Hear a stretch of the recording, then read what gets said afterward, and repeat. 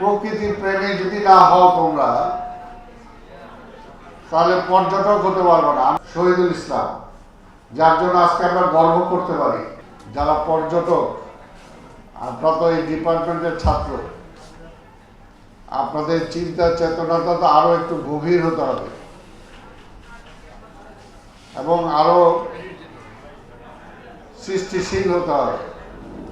আমি জানি না, এই যে পিছনে কথা বলবে না কেউ, তোমরা বসো, বসো। আজকে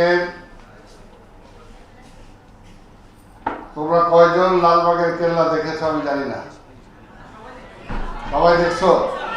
গুড গুড, খুব ভালো। আমাদের পাশেই রায়েরবাজার বদ্ধভূমি দেখেছো তোমরা? গুড। সাভার স্মৃতি গিয়েছো? আচ্ছা, কয়জন আছো যে পাহাড়ের উপর থেকে বান্দরবনের দৃশ্য দেখেছো? গুড, অনেক আছে, ধন্যবাদ। কারণ প্রকৃতির প্রেমী যদি না হও তোমরা, তাহলে পর্যটক হতে পারবো না। আমরা তো সাধারণ যারা মানুষ আছি, আমাদের এটা বিষয় না। কাজে আমাদের পর্যটন আর তোমাদেরটা কিন্তু ইজ ডিফারেন্ট হবে। তোমাদেরকে দেখে তোমাদেরকে মানুষ অনুসরণ করবে, তোমাদেরকে শিখবে। তোমরা আমাদেরকে নিয়ে যাবা যে পথে, আমরা সেই পথে যাব। কাজে তোমাদের দৃষ্টিটা আর আমাদের দৃষ্টিভঙ্গি এক হবে না। তোমরা এই লাইনের মাস্টার্স, স্পেশালিস্ট। যে লাইনে মাস্টার্স হবে, স্পেশালিস্ট হবে, তাদের দৃষ্টিভঙ্গিটাও ডিফারেন্ট হবে। তাই তোমাদের সামনে পর্যটন নিয়ে বলার মতো আমার তেমন মেধা নাই, তেমন জ্ঞান নাই। তবে আমি যেটা মনে করি যে তোমরা একজন ইবনে বতুতার মতো পর্যটক হওয়ার চেষ্টা করবে। এরকম নাম করা আরো যারা পর্যটক আছে, কারণ পৃথিবী দেখলে, আল্লাহর সৃষ্টি যদি তুমি দেখো, তাহলে তোমার মনটা অনেক বড় হবে।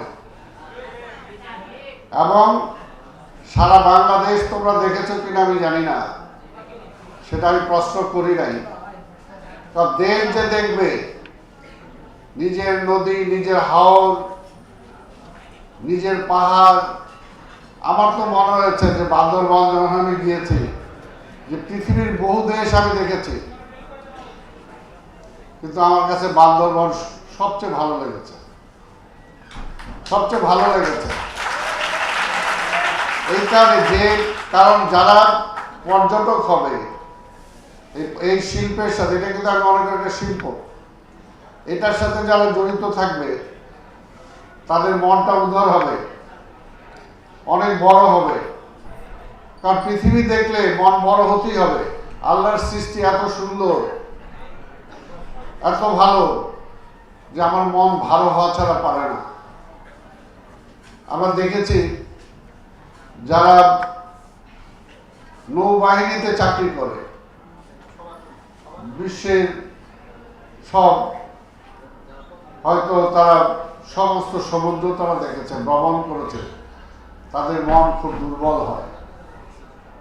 যারা আকাশে বৈমানিক হয় বা যারা আকাশে ভ্রমণ করে, তাদেরও মনটা কিন্তু যারা ল্যান্ডে থাকে তাদের চেয়ে অনেক বড় হয়, নরম হয়। তো সেই কারণে আরেকটা হলো যে সারা বিশ্বের থেকে দেখবা, যারা ইউরোপ, আমেরিকা বা বিভিন্ন দেশের বলি, সারা বর্ষের থেকে তাদের ইনকাম খুব একটা বেশি থাকে না, কিন্তু সারা বছর কিছু কিছু টাকা জমায়। জমানোর পরে তাদের মাস্ট এক বছরের প্ল্যান থাকে যে আমরা ওই বছর ওই জায়গাটায় যাব, এবং খুব কষ্ট করে খায় তারা। তারা আমাদের মতো বিলাসিতা করে না, কিন্তু তাদের মূল টার্গেটটা যেটা থাকে, যে আমি ওই জায়গায় যাবো, ওই জায়গাটা দেখবো, ভালো করে দেখবো এবং সেখান থেকে শিক্ষা গ্রহণ করব, সেটাই থাকে তাদের মূল টার্গেট।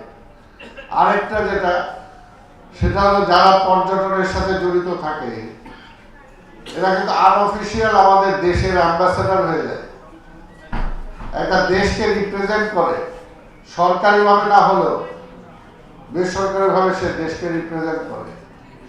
আজকে দেখো আমাদের একজন ব্যক্তি,